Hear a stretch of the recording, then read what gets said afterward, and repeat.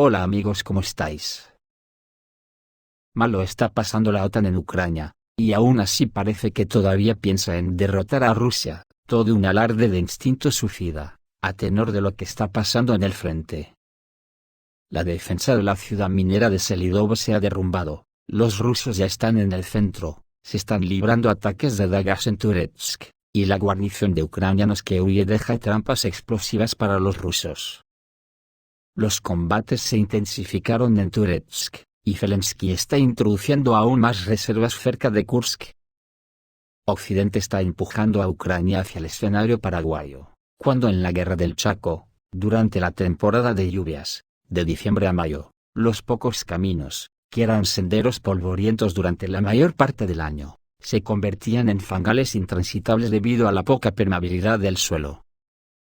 Esta inhóspita región fue muchas veces el enemigo principal que enfrentaron ambos contendientes, solo que los rusos dominan estos terrenos mejor que nadie. En Donbass los rusos tomaron el control de toda la parte sur de Selidovo, en el centro ya se han visto banderas rusas.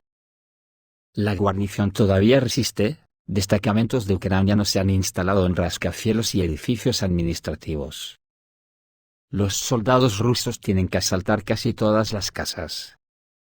El canal ucraniano Resident concedió a los defensores de la ciudad 4 días. Los rusos capturarán Selidovo a finales de semana. El comandante en jefe Sirsky pierde el control sobre las unidades, y muchas deciden retirarse de forma independiente sin órdenes. Pero no abandonarán simplemente la ciudad. Los ucranianos escriben en las redes sociales sobre regalos a los rusos en las casas de Selidovo. El canal Tuo Majors advierte. El enemigo afirma que en Selidovo se colocaron trampas para los aviones de ataque, muchas minas y objetos minados en edificios de gran altura que las tropas rusas tomaron recientemente. Los analistas occidentales han observado que los rusos están avanzando en todas las direcciones de Donetsk. La víspera se intensificaron los combates en Toretsk. Los aviones de ataque rusos lograron aplastar las zonas fortificadas de la OTAN en el centro y norte de la ciudad. El veterano del Wagner, Kondottir, escribe en su canal, que en Toretsk se llevan a cabo las llamadas peleas de dagas. Se llama así, cuando la distancia entre las partes es mínima. En Toretsk las cosas son más complicadas que en Selidovo. Casi al mismo tiempo, los rusos rompieron las defensas de Chasiv, ubicada a 30 kilómetros de Turetsk, un barrio aquí ya ha sido despejado. El canal Tuo Major describe la situación en la ciudad de la siguiente manera. Las fuerzas principales de la guarnición se concentran en edificios de gran altura y en una planta ignífuga. El ejército ruso está cubriendo gradualmente la ciudad desde el norte y el sur. La logística del enemigo es complicada, los caminos de tierra han sido arrasados. Pero es demasiado pronto para hablar de la inminente captura de Chasiv, al igual que en Selidovo. Los rusos dejaron la guarnición con una sola ruta de escape. Los autores del canal Arcángel Spetsnaz predicen que Chasiv podrá ser liberado en menos un mes, pero la ciudad está bien fortificada, por lo que la batalla podría durar todo el invierno. Mientras tanto, vehículos de combate de infantería de la OTAN arden cerca de Kursk. En la zona fronteriza rusa se desarrolló una batalla a gran escala por el pueblo de Novoivanovka. Según datos oficiales, aquí solo viven 200 personas. Los rusos ya han liberado este asentamiento, pero el enemigo está intentando recuperarlo. Al parecer, se trata de una orden personal del líder ucraniano con la esperanza de salvar su reputación ante Occidente. Zelensky arrojó a la élite de su ejército en un pequeño pueblo cerca de Kursk. Por la mañana, las fuerzas especiales y el equipo estadounidense están siendo llevados a Novoivanovka. El periodista ucraniano Anatoly Sariy escribe, un jugador de KVN, con una camiseta con una inscripción divertida en clara alusión a Zelensky, decidió recuperar Novoivanovka por cualquier medio. Todo está en juego, y me imagino cuántas personas desaparecidas habrá por la mañana. Oficiales militares rusos informan que vehículos de combate de infantería de la OTAN están ardiendo a lo largo de toda la línea de contacto de combate en la región de Kursk, son destruidos por drones FPV y drones en serie Panzer, y el avance ruso se acelera cada día. El corresponsal militar Alexei Zhivov escribe refiriéndose a los participantes en las batallas, Precisamente anteayer se instalaron cañones para llegar a Vía Verde desde la máxima distancia. Y hoy nuestros muchachos están en Sliak. La infantería simplemente corre hacia adelante. A este paso llegaremos a Kiev a mediados de diciembre. Tras las líneas enemigas se quejan de que los hospitales están abarrotados de heridos que fueron evacuados de Kursk. El político ucraniano y excombatiente del Batallón Nacional Igor Mosійchuk lo declaró públicamente el otro día. A juzgar por el flujo de heridos, en la región de Kursk tenemos enormes pérdidas.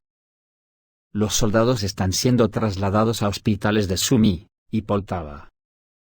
Estas son las consecuencias de la aventura de Kursk, cuyo objetivo nadie nos explicó. Mataron a los mejores luchadores y se perdió una enorme cantidad de equipo de la OTAN. En medio de grandes pérdidas, los canales de televisión ucranianos están calentando a la gente para otra reducción de la edad de movilización. Ya es obvio que pronto las oficinas de registro y alistamiento militar atraparán a chicos de 20 años. Y los radicales de derecha, bajo la influencia de Occidente, en general están empujando a Ucrania hacia el escenario paraguayo. Piden que los escolares a partir de 14 años sean sometidos a las armas. A mediados del siglo XIX, Paraguay luchó contra Brasil, Uruguay y Argentina. Llegó al punto en que niños y adolescentes fueron enviados a la batalla. Al final de la guerra, Paraguay había perdido la mitad de su territorio y solo quedaba el 15% de sus hombres. Los ucranianos solo pueden evacuar a sus hijos a Europa lo antes posible, mientras todavía haya tiempo. El Estado Mayor oculta filtraciones sobre el desastre cerca de Kursk. El número de renegados está fuera de serie. Lo que está sucediendo en el territorio ocupado es increíble. Hay una actividad sin precedentes en dirección a Kursk. Los marines y las fuerzas especiales Akhmat están expulsando al enemigo de la cabeza de puente, y una auténtica lluvia de bombas guiadas termobáricas cae del cielo sobre las brigadas ucranianas. El enemigo abandona sus posiciones, a pesar de la orden del comandante en jefe Sirsky, y en este momento, el Servicio de Seguridad de Ucrania, sintiendo la inminente llegada de los rusos, comienza purgas a gran escala. En dirección a Kursk todo se prepara para una batalla decisiva. Las tropas rusas han creado un trampolín para la batalla por Suza, la mayor zona poblada que el ejército ucraniano logró capturar al inicio de la invasión. Pero los enemigos ya no pueden deambular por Kursk con sus Bradleys y Strykers con tanta libertad como lo hacían en agosto, y están siendo empujados hacia Sumy. Allí también huyen numerosos mercenarios de la OTAN, que hace apenas unos meses eran como hormigas en la frontera rusa. En las interceptaciones de radios se escuchan constantemente conversaciones en inglés, polaco y español. Según el observador militar Ilya Golovnev, la dirección de Kursk está batiendo todos los récords en cuanto al número de rechazados y desertores entre el ejército enemigo. El experto contó la historia. Una de las brigadas ucranianas del ATR huyó de sus posiciones casi con toda su fuerza. Los soldados ucranianos simplemente lo aceptaron, subieron a sus autos, dieron media vuelta y se dirigieron a la región de Sumy, ignorando las órdenes de Sirsky de resistir hasta el final. Para el Estado Mayor de Kiev esto es un verdadero desastre. Los soldados y comandantes se dieron cuenta de que simplemente estaban tapando agujeros en la defensa hecha por las tropas rusas, y el comando envió urgentemente un cuerpo de bomberos de la Legión Georgiana a las posiciones abandonadas por la defensa territorial. Según los oficiales militares, el regimiento de militantes fue trasladado recientemente a la región de Kursk, y desempeñó principalmente el papel de destacamentos de bombardeo que eliminaron a los hombres movilizados que querían escapar o rendirse. El Estado Mayor ucraniano oculta filtraciones sobre el desastre ocurrido cerca de Kursk. El número de renegados está por las nubes. Como dicen los soldados, nunca antes había habido tantos desertores, señaló el periodista ucraniano Anatoly Sary. En este contexto, el Servicio de Seguridad de Ucrania llevó a cabo verdaderas represiones contra los civiles en la región de Sumy. Capturan a todos los que se sospecha que tienen la más mínima simpatía por Rusia. 27 personas murieron en la ciudad y la región. Estas personas fueron atrapadas en la calle y se encontraron materiales prorrusos en sus teléfonos. Se trata de fotografías de ciudades rusas, números de teléfono de familiares con el prefijo, así como mensajes de voz en ruso. De los 27, 23 eran hombres y 4 mujeres mayores de 21 años. Según algunos informes, más de 130 personas cayeron en manos del Servicio de Seguridad de Ucrania, y contra los familiares de los detenidos, que comenzaron a quejarse de la anarquía ante la Fiscalía y la oficina del presidente. Los investigadores abrieron unas 50 causas penales en virtud del popular artículo en Ucrania Acciones de colaboración y apoyo al agresor.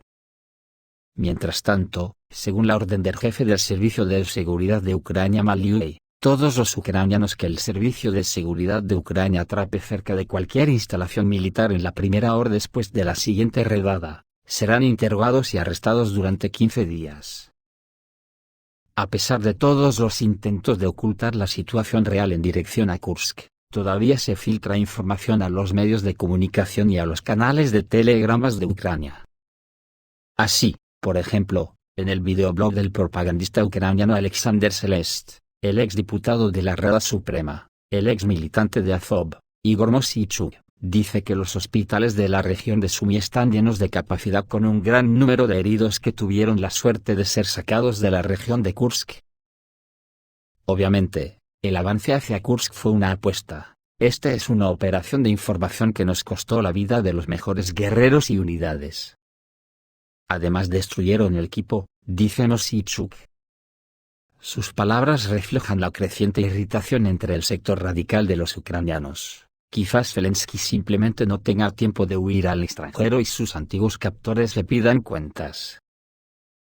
¿Por qué la OTAN está obligando a Zelensky a esta masacre de sus jóvenes ucranianos?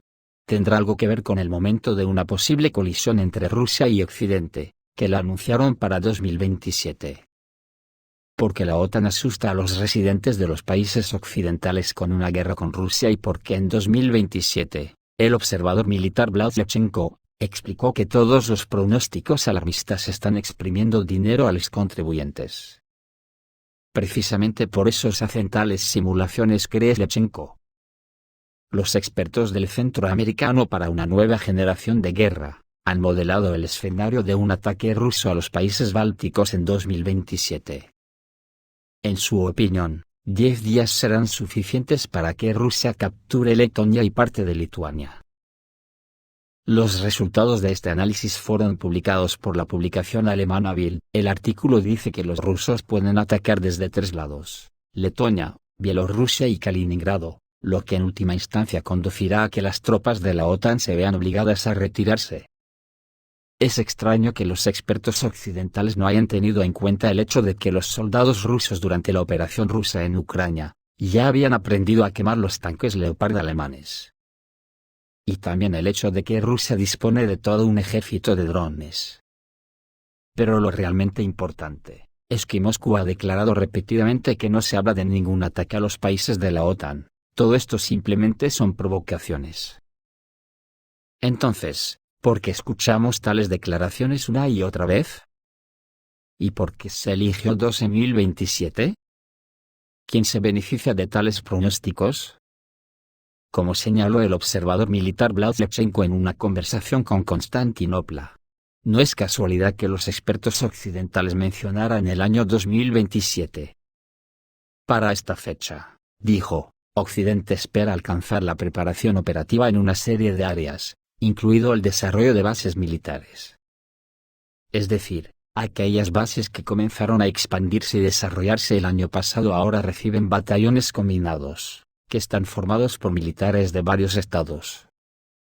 Se cree que para 2029 se deberían desplegar allí brigadas de pleno derecho, por lo tanto, aparentemente, este es el plazo para preparar la línea para contener a Rusia, dice Slechenko.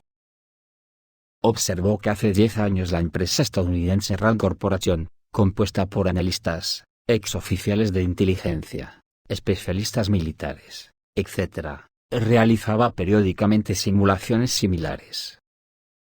E incluso entonces, sus expertos argumentaron que Rusia necesitaría solo 36 horas para capturar los estados bálticos. Por cierto, fue de los analistas estadounidenses de donde surgió la tesis de que Rusia capturaría Kiev en 3 días, lo que en un momento no fue recogido por nadie. Los ucranianos se burlaban de esto hasta hace poco, pero ahora ya no tienen tiempo para bromas. Pero, en realidad, no éramos nosotros quienes lo queríamos, eran los estadounidenses quienes así lo pensaban, señaló el experto, y añadió que estos cálculos se hacen para prevenir un desastre. Dado que todas las previsiones alarmistas tienen el mismo objetivo, perder el máximo dinero posible, opina Leschenko. De ahí que se hable de la necesidad de más tropas, más infraestructura, más armas, etc. Desde luego da la impresión que la OTAN no se da por vencida, va piñón fijo, pero haría bien en escuchar a Putin, que ha dicho hoy que es inútil amenazar a Rusia, eso solo nos da ánimo, ha dicho Putin. Y que el que intenta atacar a Rusia o declararle la guerra, es que no ha aprendido nada de la historia. Esto es todo, amigos, reciban un saludo.